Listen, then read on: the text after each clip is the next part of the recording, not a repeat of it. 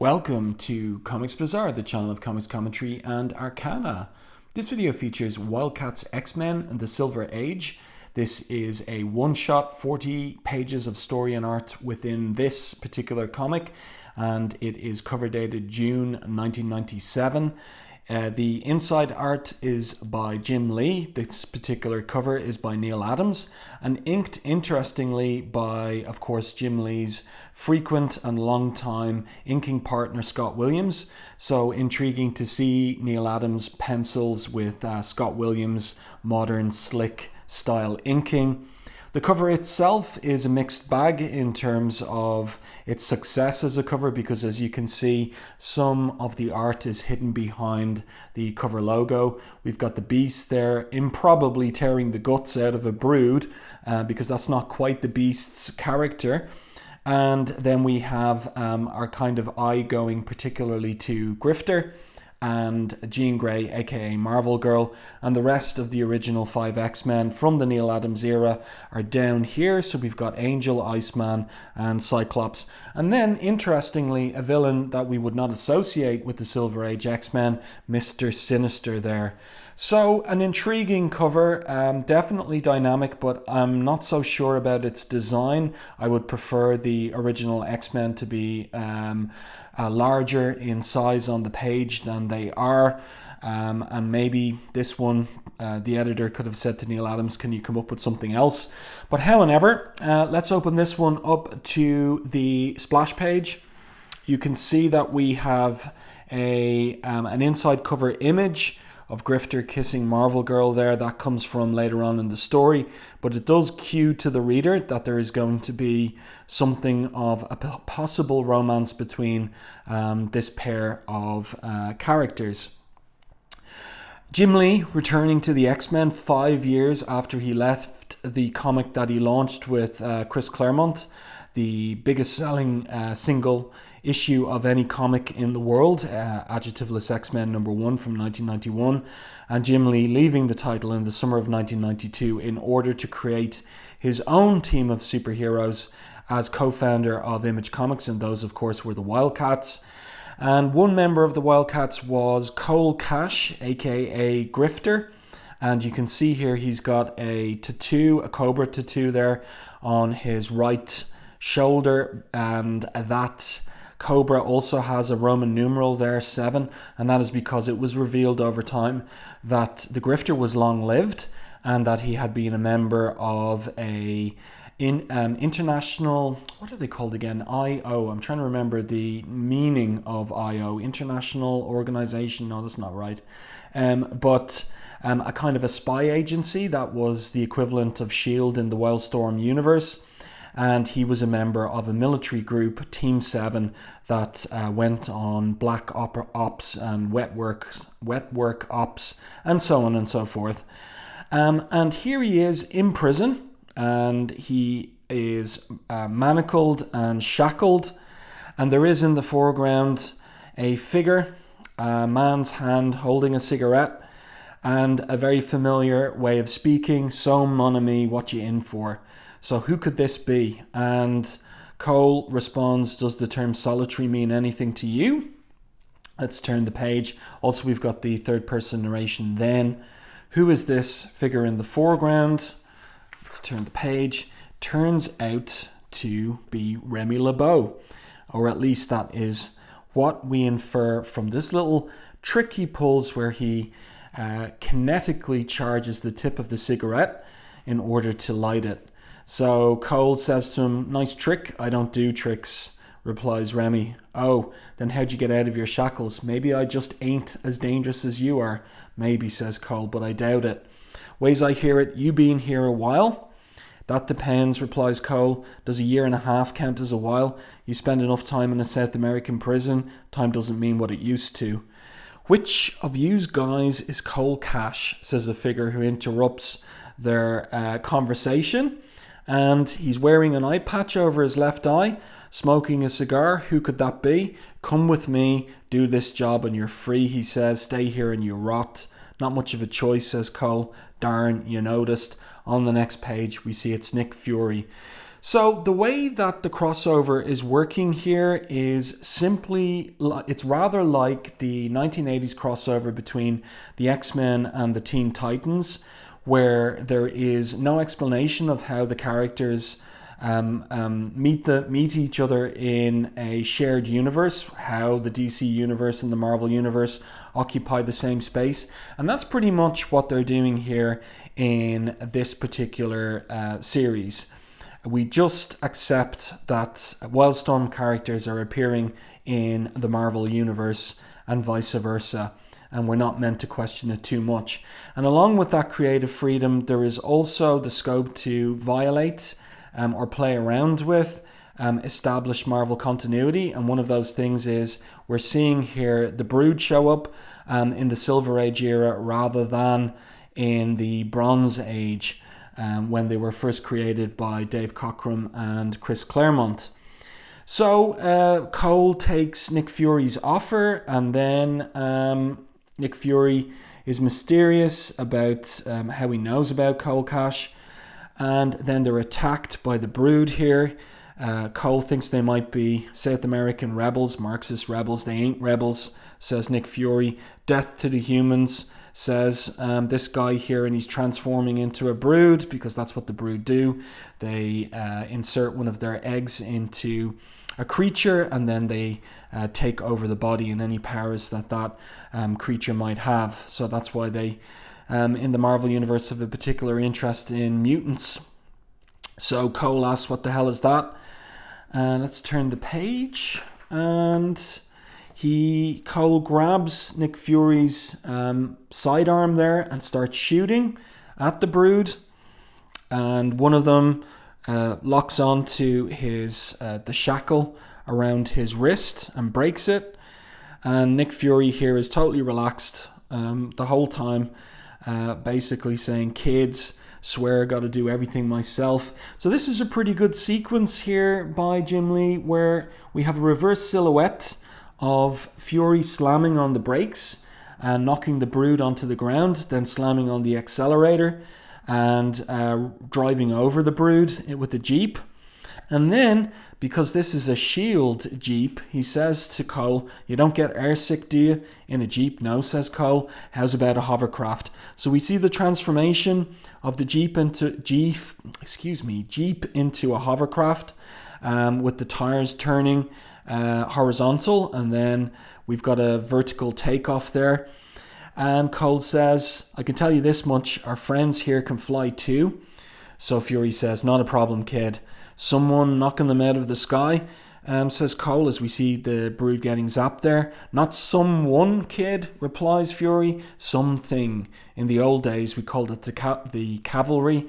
Nowadays, let's turn the page here, and we get a big double page spread of the S.H.I.E.L.D. helicarrier. It's called S.H.I.E.L.D. So Cole is asking about S.H.I.E.L.D. What does it stand for? It stands for the Supreme Headquarters of something, something, something, but we get a little editorial note over there. The Supreme Headquarters of International Espionage Law Enforcement Division. So this is an interesting design for the helicarrier. It's original to Jim Lee, as you'd expect from him.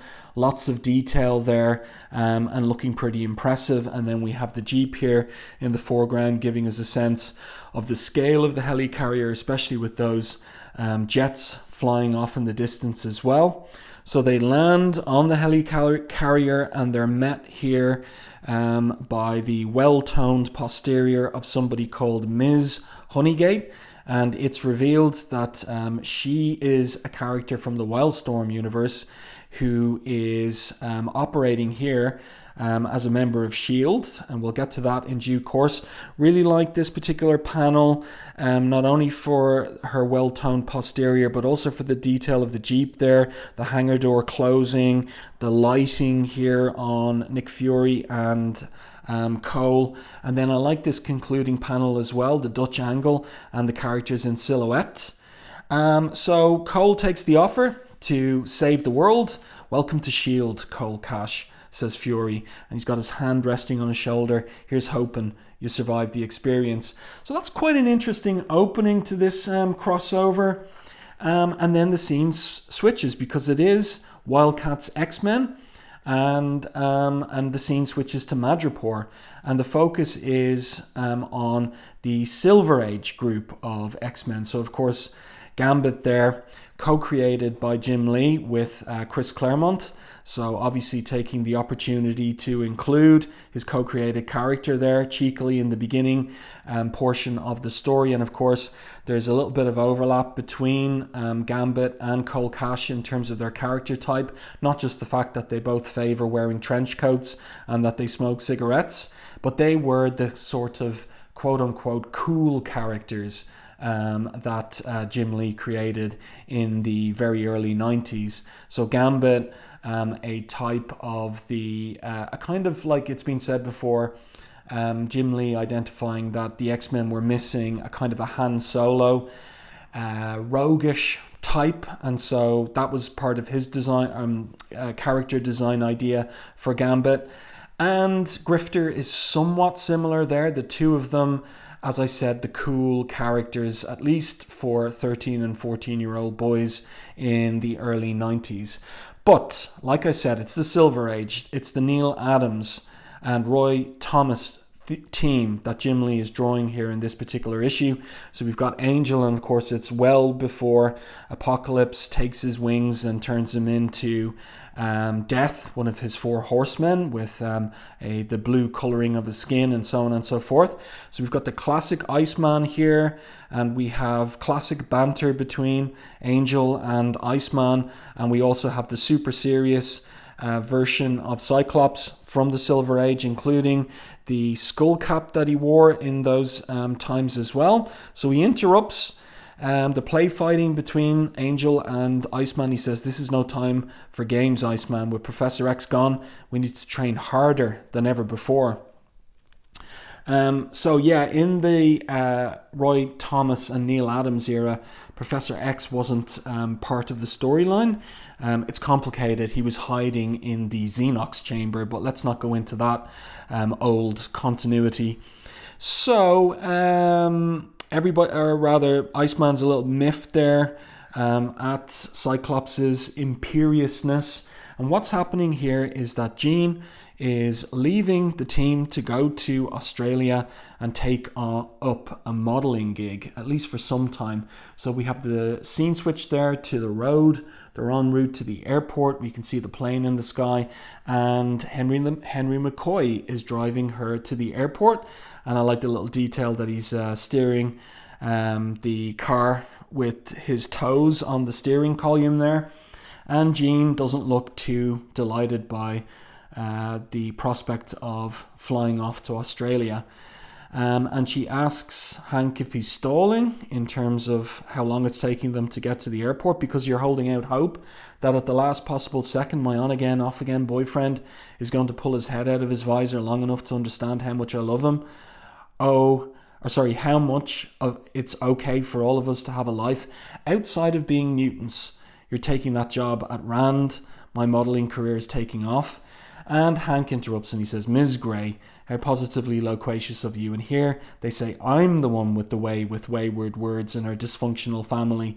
While those are nice sentiments to be certain, I was merely having trouble reading Madripoorese." So there he is, struggling with the map to get to the airport. So they arrive. I like all the detail here of the security barrier going up as well. And let's turn the page. She says it's not going to happen, that she's not, that she's going to change her mind about going to Australia. And then who arrives to say a proper goodbye except for Cyclops? So we get this cool double-page spread of Angel there. And again, this is in the Neil Adams era costume.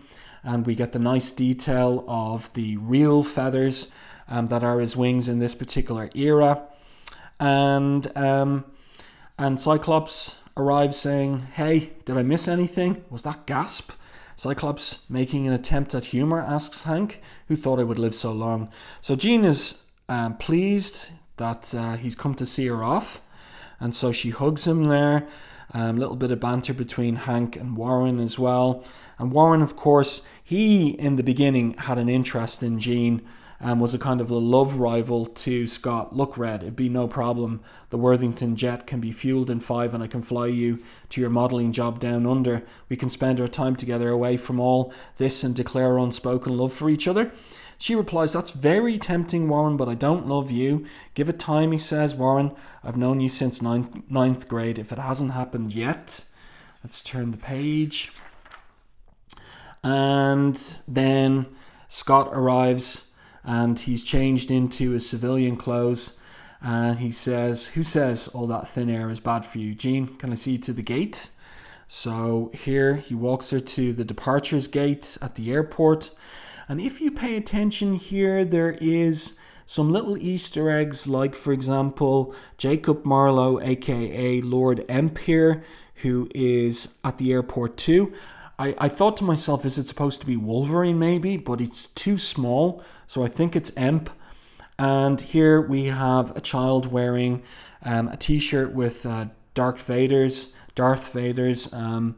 face and, helmeted face on the back of it. So that gives you a sense that this, with the sliding timeline scale, this is supposed to be the very late 70s, I would say, rather than the late 60s, which was the actual era of the Roy Thomas and Neil Adams X-Men. And here also we've got an Easter egg of what's this character called?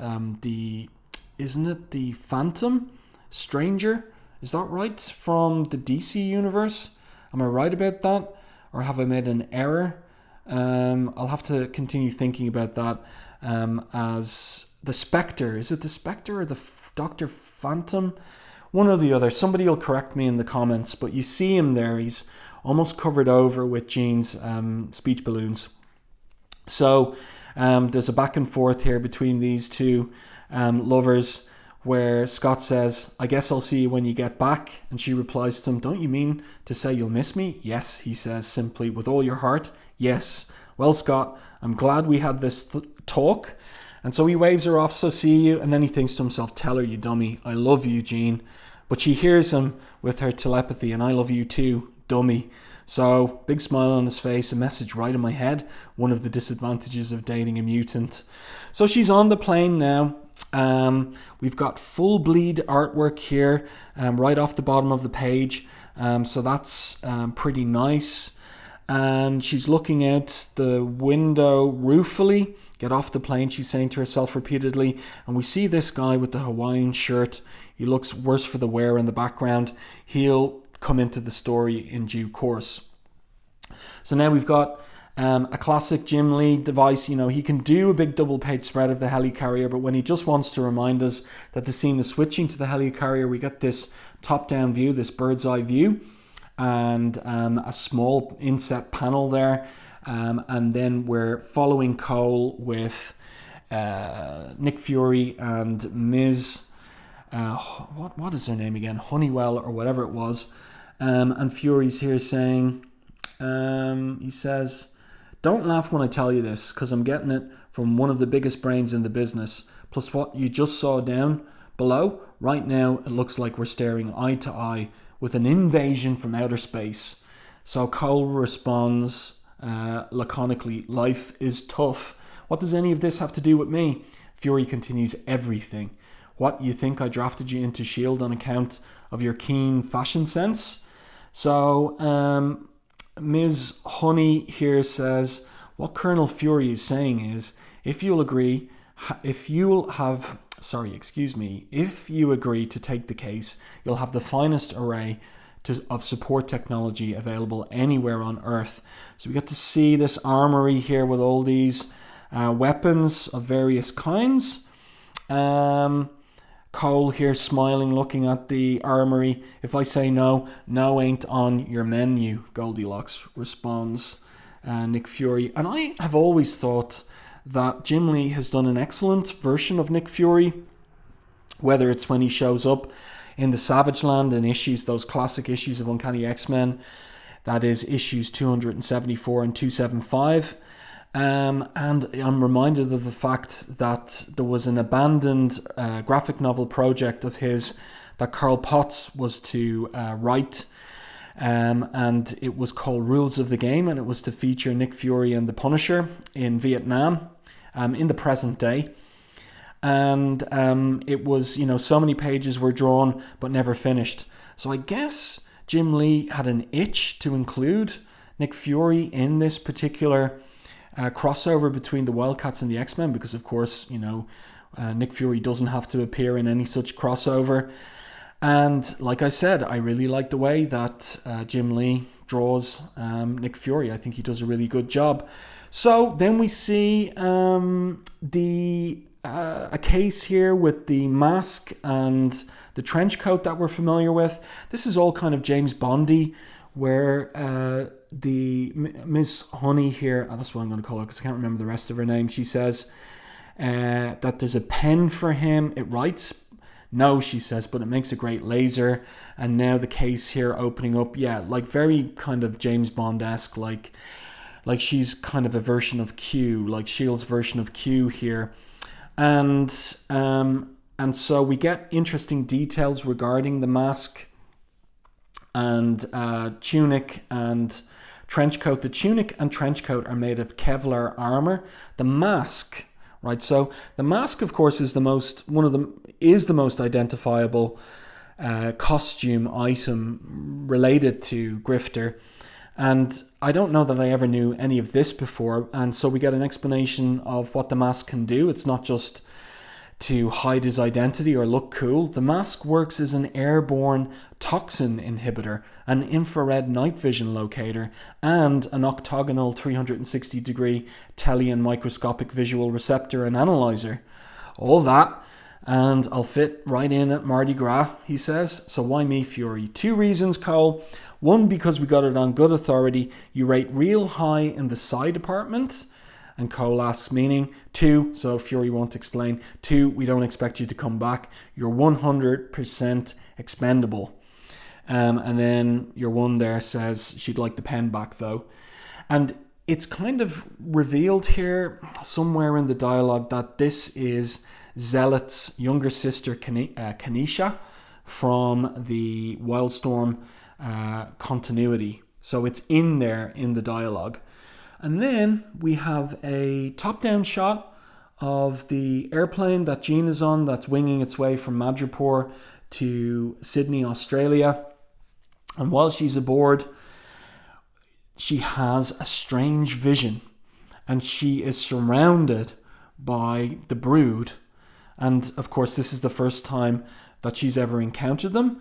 And they are saying things like, "Do not feign ignorance, Agent Maslow. For months you've scoured the globe in search of evidence of the Brood's unholy alliance with the Daemonites." So she picks up on this Brood, Daemonites, and who is Agent Maslow. Allow the charade to continue if you'd like, but know this: you'll never get anywhere near the Heavens Wave. So, and she's surrounded there by tentacles grabbing her. Let's turn the page. But it was all a kind of like a nightmarish vision. Didn't really happen to her. And she's there. She is in shock. What was that? She thinks. Somewhere between a dream and a psionic assault like I've never experienced. But the way that creature was talking to me, calling me Agent Maslow, it was almost as if he wasn't talking to me at all. And so she finds the person. This is him, the guy seated behind her with the Hawaiian shirt. That man behind me, he's such a nervous wreck. His panicked thoughts were intruding on my own. So who are you, Agent Maslow? Who are these aliens, the Brood and the Daemonites that are after you? And then she thinks, and why do I suddenly feel like I'm not going to have much time for modelling this trip? So then the scene switches to the ground. So that's Jean's plane flying over the S.H.I.E.L.D. agent and I was about to say Gambit, and that's an interesting slip, and Grifter. And she says to him, "Your contact is on that plane, Mr. Cash, an agent named," and he says, he interrupts her, "I read the dossier. What I want to know is, what's a nice, quiet, well-toned but repressed babe like you doing knee-deep in this cloak and dagger crap?" "Well-toned but repressed," she replies. Let's just say I've always been a lot smarter than I look. A regular savant, huh? He says that's one way of putting it. So of course that was her code name. And this is interesting. You know, why is she particularly interested in this mission? We'll see a little later on. She says here, I have a personal interest in the operative you and Maslow are supposed to free. I have a personal interest in making sure she gets out alive. So Maslow is his contact, and then they're both to go about rescuing an operative of S.H.I.E.L.D. Family A, I can understand he was about to say. And then she's gone. She's disappeared. She almost comes off like a ninja, he says to himself. And Grifter talks a lot to himself in the course of this particular mission. Great, he says as he pulls the trench coat out. I thought I put all this behind me when I left Team 7. Part of me, the smart part, is telling me I should leave this to people who actually enjoy this stuff, but there's something else. Something tugging at the back of my brain is telling me this is about more than saving the world. It's about saving my own world. Crazy as it sounds, I feel like I'm off to meet my destiny. And that will turn out to be the case indeed. So then in Sydney Airport, Jean goes over to the nervous guy. He tells her, don't talk to me, please. Why not? She asks. It'll be bad. Somebody's looking at a photograph of him. That's Grifter there. He's standing back at a time when you could still smoke in airports. What's wrong with this picture cache? He asks himself. I'm here to make contact with an agent who's so far out into the cold, he's practically a block of ice. And here he is attracting attention to himself by hitting on the hottest redhead I've ever seen. So if I've made him, chances are real good somebody else has too. And so here's this old couple, and they pull out rifles and they start blasting away at Maslow. I was right, exclaims Grifter. Maslow, get down. So he leaps out of the way of the fire. Now this is a really cool page here, and the sound effects there in the background reminds me of Howard Chaykin and American Flag. That was a trope of American Flag, having machine gun in particular sound effects like that in the background of the panel. And this is fairly brutal. You can see that Maslow takes it in the chest, in the legs, but Jean is not the target of the shots. What in the name of heaven? She exclaims psionically, and then she says, if I had seen that coming, I might have been able to use my telekinetic abilities to protect the both of us. Okay, so we infer that she was able to telekinetically protect herself by instinct. We've got another Easter egg here in the background where we've got, it's kind of like a mixed Easter egg. Cheese whiz, Chief, you think he's dead? I hope so for his sake, and don't call me Chief. That looks a lot like J. Jonah Jameson, and it's supposed to be a crossover between Marvel and Wildstorm, but this is more like an adult version of Jimmy Olsen. So it's kind of like a strange Easter egg there, but anyway. So here we have Grifter attack the, these are Daemonites, I think, or are they Brood? They transform and they say, you and your kind will be enslaved soon enough. So they pin Grifter to the ground. And, oh yeah, so these are Brood. I'm one of the war bearers of the Brood, a forward scout for our alien race determined to destroy all human life in this sector. But when we arrived, we discovered another race already here, the Daemonites. Rather than fight amongst ourselves, we've decided to. So we get the sense that, you know, they've decided to team up. So here is Jean, and she's comforting Maslow as he dies. Mr. Maslow, Tom, I can't save your life. She says, but I can help you deliver the intelligence you've gathered. But you have to open your mind to me freely. You have to trust me. Please stop them, please, he says. So he dies and she gets the information. That's a really well, how will I express this, visualized scene by Jim Lee. A kind of like an emotionally poignant moment. And I like the way that he pulls the camera in, and then our end shot here is on her holding his hand as he passes away, and then she's determined to ensure that the information he was going to get to his contact will be delivered. So now she uses her telekinesis against the brood. I'm taking a risk here, she says, by using my sonic powers in the open, but with everyone having scattered, maybe nobody will notice. But there's plenty more brood there. They grab her with their tentacles, and we get a little bit more information about what else is going on in the background. Also, they note that there's something different about Jean. This one is different. I can sense it. Neither human, nor cherubim, nor daemonite. It's almost as if this thing is a mutant. So Jean says, loosen the grip and I'll show you exactly how much of a mutant I am. Not necessary, says the other one, but perhaps we will bring you to the Earth geneticist who has proven so useful to our plans. Now that's intriguing. And of course, from this particular cover, we can infer who that geneticist is.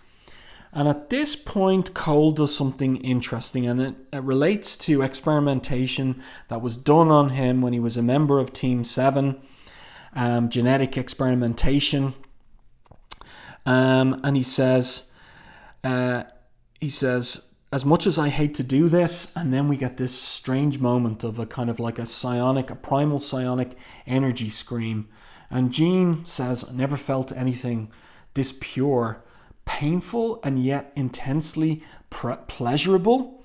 For me, anyway, she says. That's interesting. I was thinking about this. Is this kind of like a nod to where Jean will go in the future when she bonds with the Phoenix Force? That she has a temptation to the dark side within her. And it's just a little nod to that. And here's Cole now after this primal psionic energy blast, and he's almost catatonic. Tore apart the team, won't let it destroy me. So it's like he's traumatized by his past experience of this phenomenon with Team 7. And Jean says here, hate to go into a mind uninvited, but his thoughts are spilling out of his head. So she goes in to calm him and bring him back to himself. And then he wakes up. You're an angel. Thank you, she says, but I'm actually a mutant. So then the local constabulary arrive, tell them they're under arrest, and Jean uses her psi powers to mentally freeze them. Should she have done it? Actually, no, but it'll wear off eventually, she says. So, this is interesting because, of course, like I was saying, in the future, in the Dark Phoenix saga, Jean would do these kinds of things, but it was also observed by Scott and Storm that when she did this kind of thing, it had previously been anathema to her, like violating the free will of a human, let's say. So she does it notoriously in issue 131 of Uncanny X-Men to Kitty Pryde's father. And it's like one of these straws in the wind, ominous straws in the wind in respect of the coming transformation into Dark Phoenix. So I wonder, is that what Scott Lobdell and Jim Lee are going for here?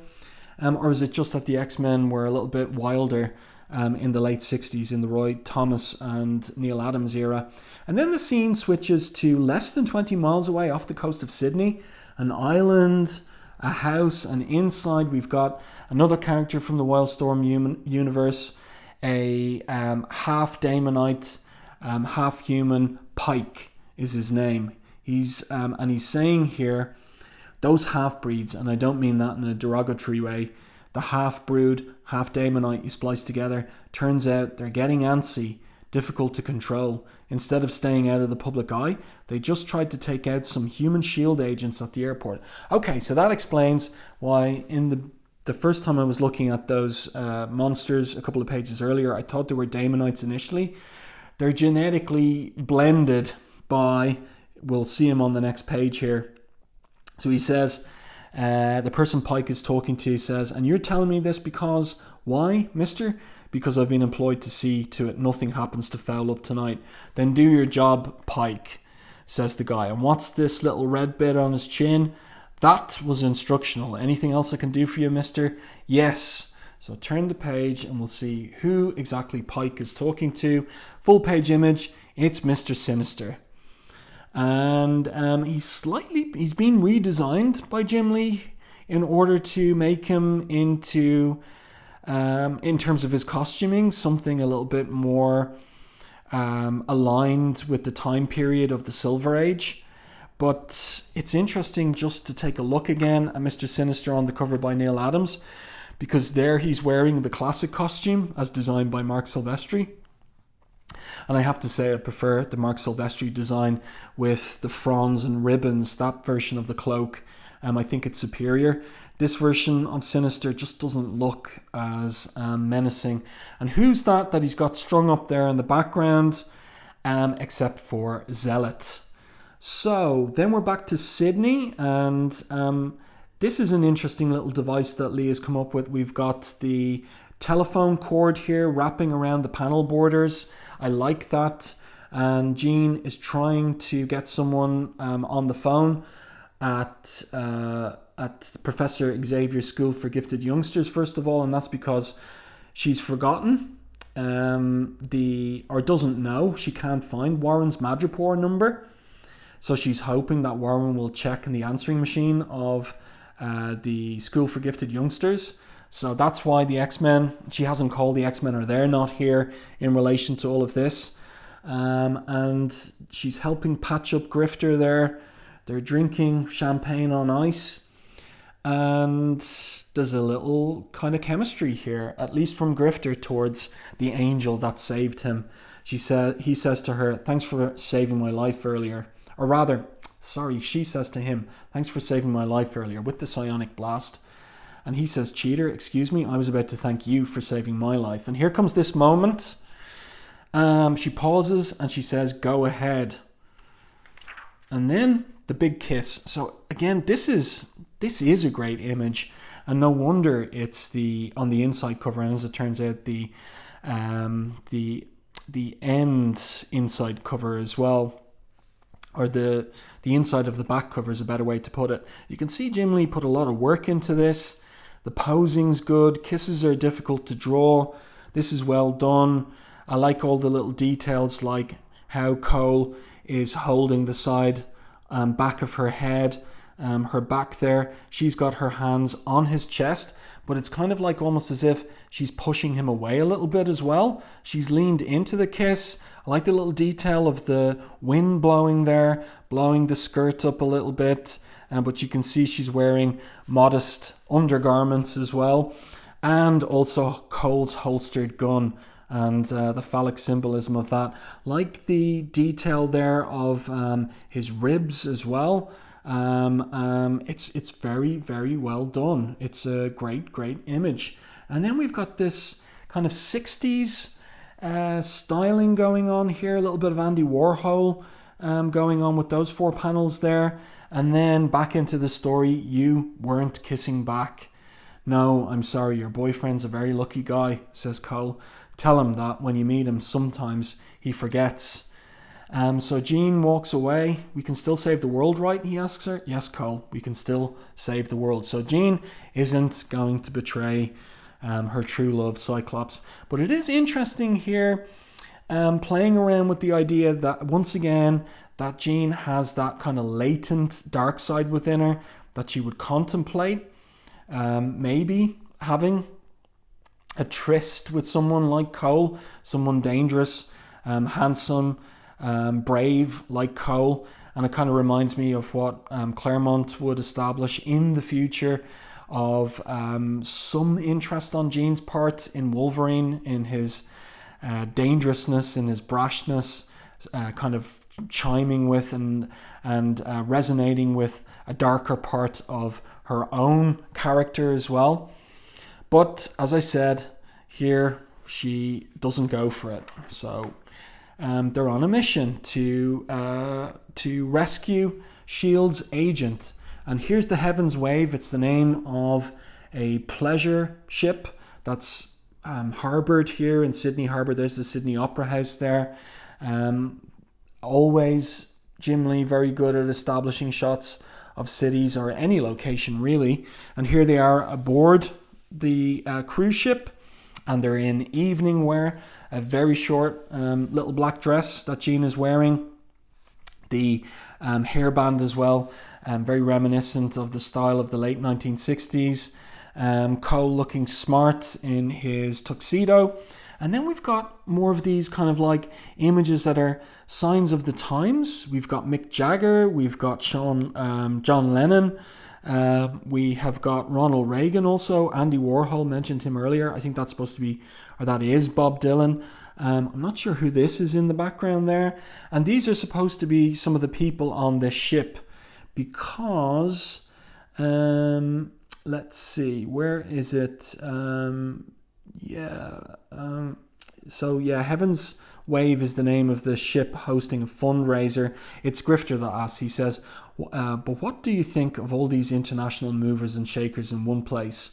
And Jean replies, I think if a race of body swappers wanted to insinuate themselves into every corner of the globe, this would be the place to do it. So Cole agrees, and then there's an explosion, and it's Pike who's arrived with the ship's crew, the servants, the waiters, and they've been taken over by the Daemonite brood hybrids, and very, very quickly, all of the guests of the fundraising party obey and walk away up to the top of the to the top deck of the ship. So here in the dialogue, they're told, die here or up top, it makes no difference to us.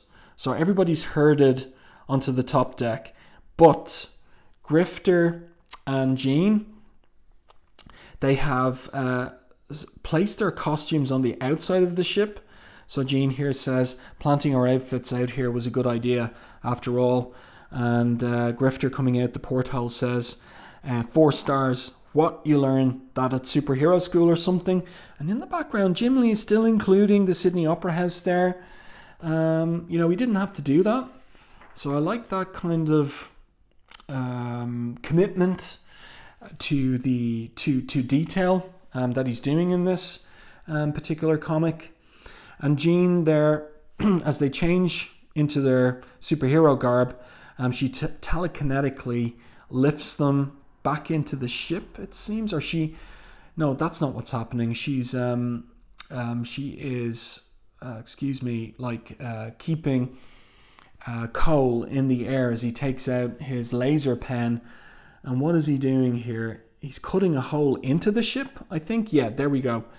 So he's cut a hole in, and then they get into their costumes.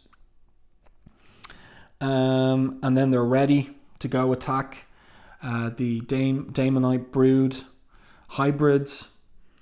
And so there's banter between them the whole time. We see Mr. Sinister here checking in with Pike. Everything's ready. This is a not too bad anchor image of Cole and Jean standing on the same horizon line as Cole attacks this Daemonite. Speaking of striking out, she says its mate is getting away. So there's a little typo there.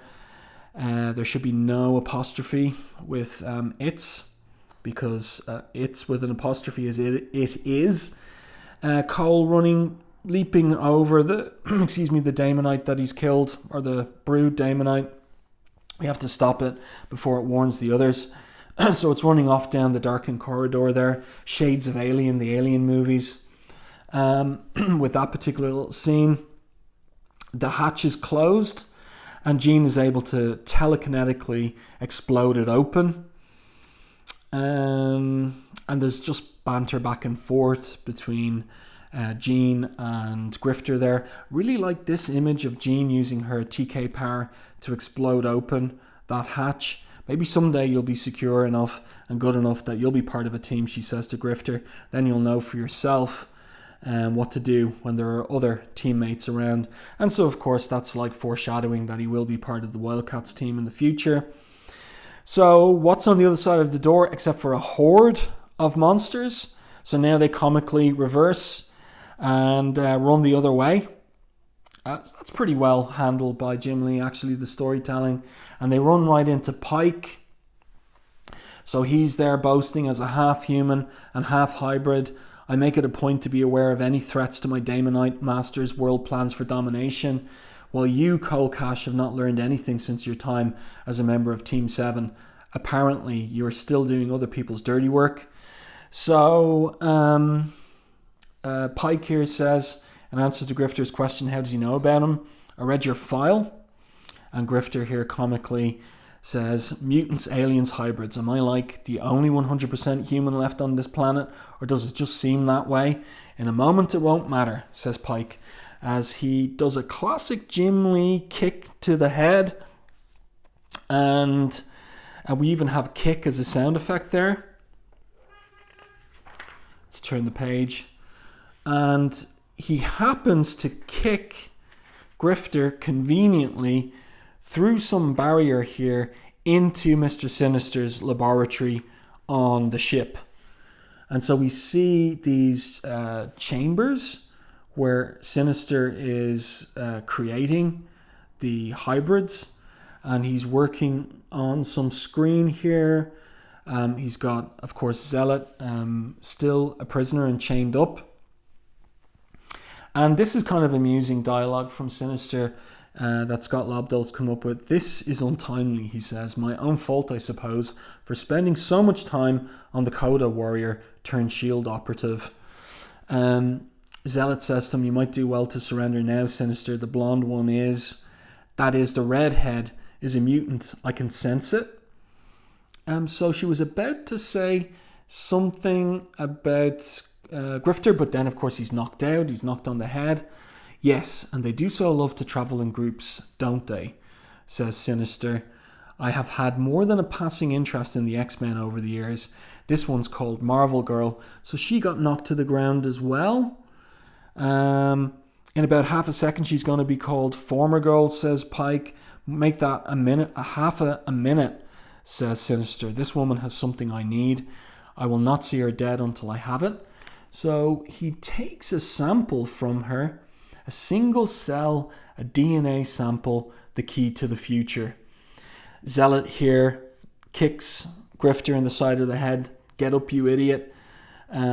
So he says, cool it, lady, I'm a SHIELD agent. In a way, you're about as much a SHIELD agent as I am, she says, and right now you're being less than useless. Now, are you going to continue to kneel before me, or are you going to try at least to help? And then he jokes why they didn't have a gag anywhere. So Pike warns Sinister, Zealot is the last person you want free running around. And then we get Zrak. So that's a familiar sound effect. And it signals the arrival of the X-Men, and specifically Cyclops. I beg to differ, says Sinister. You see, I recognize the sound of that optic blast. And that's a little callback to the fact that Sinister has had Cyclops under observation from when he was an orphan in the orphanage in Nebraska. So, the homework done here in terms of where characters would be at this time in their lives and continuity. And here's another great image of Jean. She's up on her feet again. I can understand the aliens want to kill us all, Pike, but you're at least partly human. So she attacks him with her telekinesis. And Sinister here not spotted by her. So he retreats into the shadows. And he says, it would seem Marvel Girl did not see me, which means my secrets remain my own for today. I was right, it was an optic blast. So there is the X-Men arriving.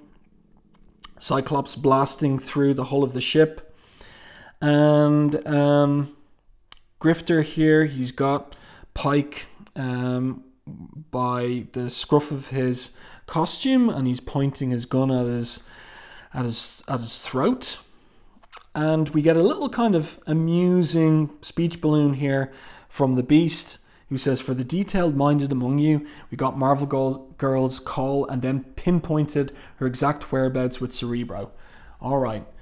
And now we've got Grifter up against Cyclops. Look, pal, aside from being broken out of a South American prison in the last 24 hours, I've been shanghaied by some Yahoo super spy, been shot at by rebels, had my hand bitten, ribs cracked, heart nearly broken, being criticised for rescuing some lady while trying to do my part to save the world from, get this, aliens. All in all, a bad day. Cyclops grabs him by the tunic. It just got worse, and I'm not your pal. So it looks like these two are going to fight, except they're interrupted by Jean Grey. And then there's a little moment of sisterhood, solidarity between the pair of them about men. I love the little icy speech balloon there. And also the decision to have them kind of hovering over the ship here, out on the sea at night. So, by the way, I like the work here in this particular panel, in particular the anatomy there on Cyclops showing through his skin-tight costume. I think it's really well done. And now we're already on the last page. In fact, it's a quick wrap-up later. So we've got a helicopter flying off from the cruise ship, and Cyclops asking, so who's your friend? Just some guy, says Jean, as she looks out the window wistfully back at the ship. And then we have Zealot on deck with Grifter, reverse silhouette classic from Jim Lee's toolbox, and they're watching the flying away chopper. If you're through mooning over that woman who was certainly too smart and too in love to bother giving you a second thought, perhaps we can commence with your training. So Grifter asks, training for what? I sense great power in you, she says. If you consent, I'll begin teaching you to best control that power, to harness it. But your lessons will be rigorous. You'll have no time to waste thinking about the pleasures of the flesh. And he replies, with you around, lady, I don't think it'll ever pop into my head, which is ironic because they did have an affair while she was training him. So she's not pleased at that. What is that supposed to mean? Read my mind, lady. All the best babes can. That's it. Close the book. It's over. So kind of like a Looney Tunes ending there. And it's over. It's done. And here we get the credits. So I was thinking about this. Why didn't we get the credits on the inside cover? I think that's where they should have been. But nonetheless, they're here at the end. Story Scott Lobdell, just like film credits say. Pencils Jim Lee. So I was kind of surprised about that. I rather think that Jim Lee must have had a hand in the plot for this. He must have been the one making broad suggestions about who would feature in this Silver Age story. Inks by Scott Williams. But there are inking assists from Sal Regla on, he's doing inks on some of the pages. Here they are called out there.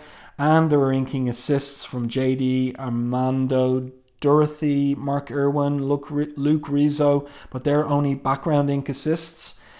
And the letters are by Richard Starkings and Comic Craft's Dave Lamfer, so the digital lettering. And who else? Colors by Joe Chiodo and Martin Jimenez. Yeah, so, in terms of the art, you couldn't have any quibbles about it. This is, Jim Lee putting everything into the work and having a bit of fun with it on certain pages, especially these couple of pages here. There's some nice storytelling sequences, like some nice comic bits as well, like them going around the corner here and then running back and away from the horde of Damonite and Brood hybrids here. So, I think Jim Lee enjoyed drawing this. I don't get the impression that he was bored with it or anything like that. And the story itself is kind of light, it's fluff. It's nothing more than that, really. It actually is maybe more thoughtful on the side of Grifter and Zealot and their first meeting, rather than anything to do with the X-Men.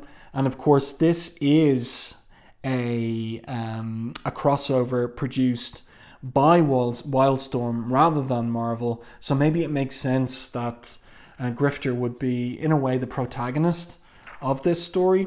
And here's Jim Lee's cover, minus, there was 50-50 print of Jim Lee cover and Neil Adams cover. I guess I bought the Neil Adams cover just for a bit of variety. So this was Jim's cover, and you can see that what he's chosen to highlight Grifter, of course. Jean Grey there as Marvel Girl in the background. He's put Nick Fury on the cover as well. Kanisha, Miss Honeywell, Honeygate, whatever. And then these little kind of black and white photos of Jean and Scott. There's the Neil Adams cover minus the cover logo that was over Beast here, like pulling the guts out of this Brood Damonite hybrid. I think this looks better as like a pin-up rather than the cover. And then an advertisement for it in the issue itself. This is all Wildstorm stuff here. I do have this as well, the Generation X Gen 13 crossover. So if you're interested in me reviewing this, let me know in the comments. And there's the inside back cover. It's that image of, it's reversed here, of Jean kissing Grifter. Obviously Jim Lee very happy with that page, and so it features three times. And then on the back we've just got logos there for Wildcats and X-Men, and there it is. So I do hope that you enjoyed this read through and commentary and review of Wildcats X-Men The Silver Age. 40 pages of story and art by Scott Lobdell, Jim Lee, Scott Williams. So definitely something that I was interested in and looking forward to in 1997. But I have to say that the story itself was fluff. It was a bit of fluff. It was a popcorn comic. There was nothing tremendously serious in it. And I am reminded of the crossover between X-Men and Teen Titans from the early 80s. And the device of, let's just put them in the same universe and let's not have any explanation for why they're in the same universe. And that's what we're getting in these Wildcats X-Men crossover one-shots. There were 4 of them: the Bronze Age, Silver Age, and I've reviewed the Bronze Age one. Sorry, the Golden Age. The Golden Age one was the one by Scott Lobdell and Travis Charest, and that's in the back catalogue of the channel. And if people are interested, I'll get around to reviewing the other 2 ones, the Bronze Age and the Dark Age. So let me know your thoughts on this one in the comments section. Did you enjoy it? Did you find it forgettable? What do you think of Jim Lee's art in this one? Because by the late 90s, there was a little bit of doubt about his commitment to the art side of things, but I think he really was interested and really put his heart and soul into these pages. If you enjoyed my review and commentary, please like and share the video. It really does help the channel. If you haven't done so already, subscribe to the channel and stay tuned for more content like this.